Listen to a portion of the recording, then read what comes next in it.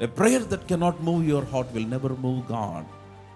A prayer that cannot move your heart can never move the throne of God. నీ హృదయమును కదిలించని ప్రార్థన దేవుని సింహాసనమును కదిలించదు. So కాబట్టి సాతాను ఏం చేస్తాడంటే, వాడు చాలా జాగ్రత్తగా నీ ప్రార్థనా జీవితాన్ని అటాక్ చేయడానికి ప్లాన్ చేస్తాడు. He will orchestrate many things to terminate your prayer life. నీ ప్రార్థన జీవితాన్ని ఆపేయటానికి, ఆటంకపరచడానికి, నీ ప్రార్థన మంటను తగ్గించడానికి, నీ ప్రార్థన బలమును తగ్గించడానికి, నీ ప్రార్థన జీవితాన్ని, నీ ప్రార్థన యొక్క శక్తిని వాడు హరించడానికి చాలా ప్రయత్నాలు చేస్తాడు. ఎందుకనంటే నీ జీవితం యొక్క శక్తి అంతా నీ ప్రార్థన జీవితం పైన ఆధారపడి ఉంది. నీ స్పిరిచువల్ మెచ్యూరిటీ అంతా నీ ప్రార్థన జీవితం పైన ఆధారపడి ఉంది. నీ భవిష్యత్ అంతా నీ ప్రార్థన జీవితం పైన ఆధారపడి ఉంది. పరలోకం యొక్క జోక్యం నీ ప్రార్థన జీవితం పైన ఆధారపడి ఉంది. నీ ప్రార్థన జీవితం ఎంతవరకు ఉంటుందో పరలోకం అంతవరకే జోక్యం చేసుకోగలదు. So please wake up. నీవు ప్రార్థన చేయకపోతే దేవుడు నీ పక్షముగా పని చేయడు. How can you regain your prayer life? నీ ప్రార్థన జీవితాన్ని ఎలా కట్టుకోవాలో చెప్తాను ఇప్పుడు. ఒకవేళ అటువంటి పరిస్థితులు ఏదైనా ఉంటే, ఒకవేళ ఎదుర్కొంటున్నట్లయితే, ఒకవేళ ఎదుర్కొంటే రేపొద్దున how can you regain? You lost your first love. దేవుని గురించి, దేవుని నీకున్న మొదటి ప్రేమను కోల్పోయాము. But God is calling you back to the altar today. ఆయన బలిపీఠం మీద నుండి పిలుస్తూ ఉన్నాడు ఈ రోజున. Steps to regain your prayer life. Number 1, retreat. I call it retreat. Retreat అంటే దేవునితో నీవు ఏకాంతముగా గడిపే ఒక అనుభవము. That you take off from everything that you're doing. నెలలో ఒక రోజు అవ్వచ్చు. నాకు తెలిసిన ఒక మంచి చాలా పెద్ద doctor, he works in GGH వేరే సిటీలో. ఆయన చాలా హై పొజిషన్లో ఉన్నాడు, చాలా రెస్పాన్సిబుల్ పొజిషన్లో ఉన్నాడు. ఆయన నాతో మాట్లాడుతూ ఒక రోజు అన్నాడు, బ్రదర్ నేను ఒక 2 days లీవ్ పెట్టానండి. ఎందుకనంటే ప్రార్థన చేసుకోవటానికి అన్నాడు. I was shocked. అలా 2 monthsకి ఒకసారి అట్లా, అంటే ఎవ్రీడే రెగ్యులర్ ప్రేయర్ చేసుకుంటున్నట్టు, 2 నెలలకు ఒకసారి అట్లా 1 or 2 days అతను ఆఫ్ తీసుకొని ఆ రోజు ఉపవాసం ఉండి ఒంటరిగా ప్రార్థన చేయడానికి ఎక్కువ సమయాన్ని గడుపుతాడు. I'm telling you, you need spiritual retreats. ఒక ఆధ్యాత్మిక రిట్రీట్ కావాలి. You switch off your phone, you go away from everything. ఒక పూట అంతా కూడా ఒక 6 hours టైం నువ్వు ఒంటరిగా నీ గదిలోనికి వెళ్ళిపో, లేకపోతే ఎక్కడికైనా దూరంగా కారు వేసుకొని దూరంగా వెళ్ళిపోయి దేవుడు నీవు మాత్రమే కూర్చొని గడిపే సమయము నీకు కావాలి. ఇర్మియా గ్రంథం 29వ అధ్యాయము 12వ వచనం చదువుదాం. The book of Jeremiah chapter 29 verse 12. The book of Jeremiah chapter 29 verse 12. ఇర్మియా 29:12. మీరు నాకు మొరపెట్టుదురేని, మీరు నాకు ప్రార్థన చేయుచు ఒత్తురేని, నేను మీ మనవి ఆలకింతును. బ్యూటిఫుల్ మాట. I will listen, I will answer. నేను నీ మనవి ఆలకింతును. చదవమ verse 13. మీరు నన్ను వెదకిన ఎడల, ఆ అనుభవంలోనికి రావాలి నీవు. You need to seek the face of God. You need to desire His presence. మీరు నన్ను వెదకిన ఎడల, చదవమా, పూర్ణ మనసుతో నన్ను గూర్చి విచారణ చేయని ఎడల మీరు నన్ను కనుగొందరు. చూసారా, you will find me. మీరు నన్ను కనుగొందరు. You need to have a retreat. వారానికి ఒకసారి అట్లీస్ట్ ఒక పూట, ఒక 3 hours completely, consecrated for God. 3 hours a week I'm talking. రోజు ప్రార్థన గురించి మాట్లాడు, అది జరిగిస్తానే ఉండండి. or 6 hours a week. ఒకరోజు ఒక ఆఫ్టర్నూన్ ఆర్ ఒక నైట్ సీజన్ దేవునితో సమయాన్ని గడపడానికి ఒక మంచి వర్షిప్ సాంగ్ ప్లే చేసుకో, దేవుని సన్నిధిలో కూర్చో, ఒక మనిషితో కాన్వర్స్ చేస్తున్నట్టుగా సంభాషించు. నీ బలహీనతలు చెప్పు, నువ్వు దేన్ని ఎదుర్కొంటున్నావు, ఏం ఎదుర్కోలేకపోతున్నావు చెప్పు. ఒక మనిషితో మాట్లాడినట్లుగా ఆయనతో మాట్లాడు. He is a good listener. ఆయన చాలా చక్కగా, ఓపిక్గా నువ్వు పలికేది వింటాడు, నీతో మాట్లాడతాడు, నిన్ను దర్శిస్తాడు, ఆదరిస్తాడు, బలపరుస్తాడు. నువ్వు శక్తివంతముగా బయటికి వస్తావు. Hallelujah. You need a retreat. Somebody shout retreat. నీకు రిట్రీట్ కావాలి. సో మీరు నన్ను వెతకిన ఎడల, పూర్ణ మనసుతో నన్ను గురించి విచారణ చేయని ఎడల మీరు నన్ను కనుగొంటారు. అండ్ వర్స్ 14 వచనం, ఈ మాట నాకు చాలా ఇష్టం. నన్ను నేను మీకు కనుపరుచుకుంటా. నీవు నిర్ణయించుకొని నన్ను కనుగొనాలను కూర్చో, నేను నిర్ణయించుకుంటా నీకు కనుపరుచుకుందామని. If you decide yourself to seek me, I will determine myself to be found by you. నీకు దొరుకునట్లుగా నేనే నీ ముందుకు వస్తా నేను. Hallelujah. Come on a loud hallelujah. నా మాటలు ఏమైనా అర్థమవుతున్నాయా? ప్రార్థనలో దేవుడు తప్ప ఇంకేది నీకు తృప్తినివ్వకూడదు. నీ ప్రార్థన కాలము కాదు, నీ ప్రార్థన కాల వ్యవధి కాదు, నీ ఉపవాసము కాదు, నీ ప్రార్థన స్టైల్ కాదు, నీ ప్రార్థన భాష కాదు, నీ ప్రేయర్ పోస్చర్ కాదు. నీకు తృప్తినివ్వాల్సింది ఒకటే, ఆయన మహిమను తాకి నువ్వు బయటకు వచ్చావు, అదే నీకు తృప్తినివ్వాలి. నీకు తృప్తినివ్వాల్సింది ఒకటే, ఆయన స్వరము నీకు వినపడింది, అదే నీకు తృప్తినివ్వాలి. నీకు తృప్తినివ్వాల్సింది ఒకటే, నీ ప్రార్థనలు నువ్వు దేవుడిని తాకావు, అదే నీకు తృప్తినివ్వాలి. నీకు తృప్తినివ్వాల్సింది ఒకటే, ఆ ప్రార్థనలో you met God, you saw God, you felt God. నువ్వు దేవుని చూసావు, కలిసావు, అనుభవించావు. మేము ఏది విన్నామో, ఏది వింటుమో, ఏది కనులారా చూచుతామో, ఏది మా చేతులు నిదానించి తాకెనో వాటిని గురించే మీకు చెప్తున్నాం అన్నాడు యోహాను. హల్లెలూయా. You need to get into that kind of experience. నా మాటలు ఏమైనా అర్థమవుతున్నాయా? అందరు నాతోనే ఉంటామని చెప్పండి. So number 1, retreat, and number 2, repent. I'm talking about how to regain your prayer life. నీ ప్రార్థన జీవితం బలముగా ఎలా కట్టుకోవాలో మాట్లాడుతున్నాను. Number 2, repent. Repent అన్న మాటకి తెలుగులో పశ్చాత్తాపము. చాలామంది పశ్చాత్తాపం అంటే పాపములు ఒప్పుకోవటం అనుకుంటారు. పశ్చాత్తాపంలో పాపములు ఒప్పుకోవటం కూడా ఇన్వాల్వ్ అయ్యి ఉంది. కానీ పశ్చాత్తాపం అంటే ప్రాముఖ్యమైన అర్థం ఏంటంటే దేవుని యొద్దకు తిరుగుట అని అర్థం. U turn back to God, your turning back to God. నీ జీవితం మిగిలిన వాటన్నిటి నుంచి దేవుని వైపు తిరగటం, ఇట్స్ కాల్డ్ రిపెంటెన్స్. నువ్వు ఏడవచ్చు, ఏడవకపోవచ్చు, నీ గుండె బాదుకోకపోవచ్చు, కానీ నువ్వు గుండె బాదుకొని ఆయన వైపు తిరగకపోతే రిపెంటెన్స్ అవ్వదు అది. కమాన్, నా మాట అర్థమైతే ఆమెన్ చెప్పండి. కమాన్, హల్లెలూయా.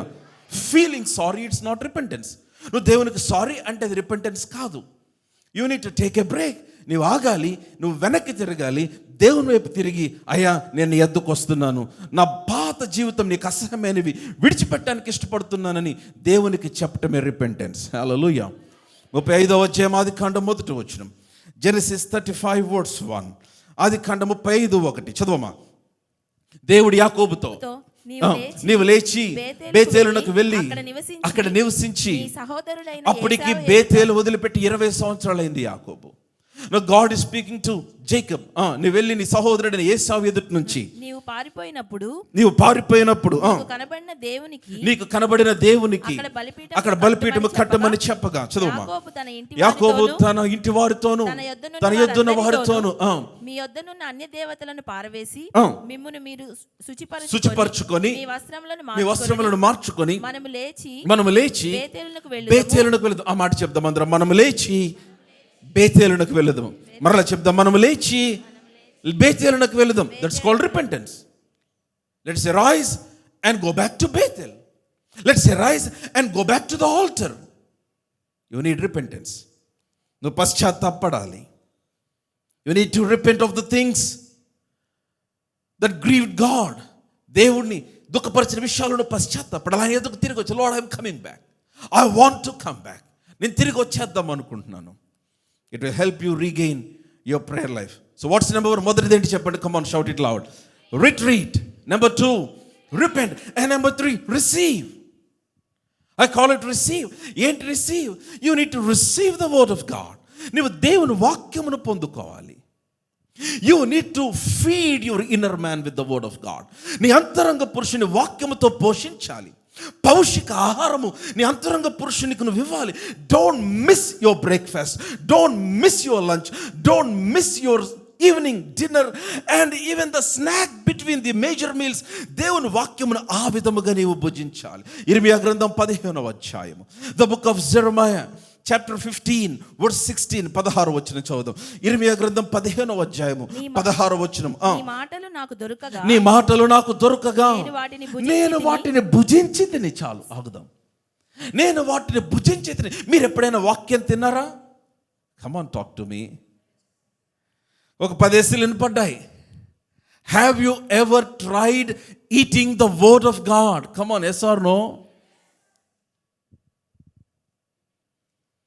ఇర్మియా అంటున్నాడు, నీ వాక్యము నాకు దొరకక, నీ మాటలు నాకు దొరకక నేను వాటిని భుజించేదని. అంటే ఏం చేయాలి? You need to study the word, you need to ponder over it, you need to think about it, you need to visualise it. ఆ వచ్చినప్పుడు చదువు, దాన్ని ఆలోచించు, దాన్ని ధ్యానించు, దాన్ని చిత్రీకరించు, మరలా రిపీటెడ్గా వాక్యమును చదువు.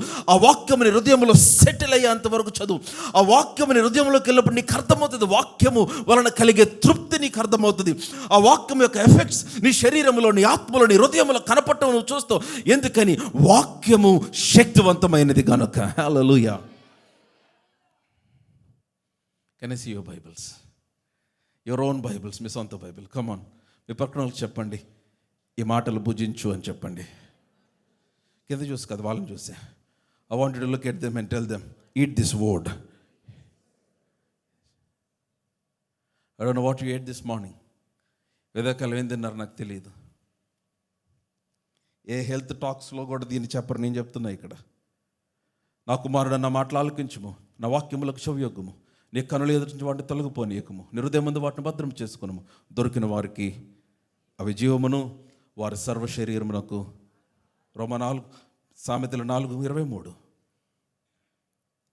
Eat the word and you will be healthy. చదువమ్మ 16 వచనం. ఈ మాటలు నాకు దొరకక నేను వాటిని భుజించి తిని. సైన్యములకు అధిపతి యెహోవా, దేవా నీ పేరు నాకు పెట్టబడిన కదా. నీ మాటలు నాకు సంతోషమును, నీ మాటలు నాకు సంతోషమును, నా హృదయమునకు ఆనందమును కలుగు చేయుచున్నవి. హల్లెలూయా. బాలేదు మీ hallelujah? Come on loud hallelujah. Number 4, rejoice. నువ్వు ఆనందించాలి. Number 1, retreat. Number 2, repent. Number 3, receive. And number 4, rejoice. నువ్వు ఆనందించాలి. జరుగుతున్న పరిస్థితులతో సంబంధం లేకుండా you need to rejoice in the Lord because of his faithfulness. ఆయన నమ్మదగిన వాడు గనుక నీవు ఆనందించాలి. Come on, hallelujah. Your joy can build your prayer life.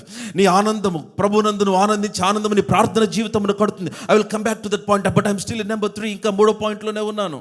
Get relevant books and tapes on prayer, intimacy. నేను చెప్తున్నాను, ప్రార్థన గురించి, సన్నిహితం గురించి మంచి పుస్తకాలు చదువుకో, మంచి వాక్యాలు విను, మంచి వర్షిప్ సాంగ్స్ ప్లే చేసుకో, పరిశుద్ధాత్మను గురించి, కాన్సక్రేషన్ గురించిన స్క్రిప్చర్ పోర్షన్స్ చదువుకో. నేను చెప్తున్నాను, feed your inner man, feed your inner man. Ezekiel గ్రంథం 2వ అధ్యాయం చూద్దాం. The book of Ezekiel chapter 2 verse 1. Ezekiel గ్రంథము 2వ అధ్యాయము 1వ వచనం. నరపుత్రుడా, నీవు చక్కగా నిలవబడుము, నేను నీతో మాట్లాడవలను అని ఆయన నాతో మాట్లాడినప్పుడు ఆత్మ నాలోనికి వచ్చి నన్ను నిలవబెట్టను. What a word it was.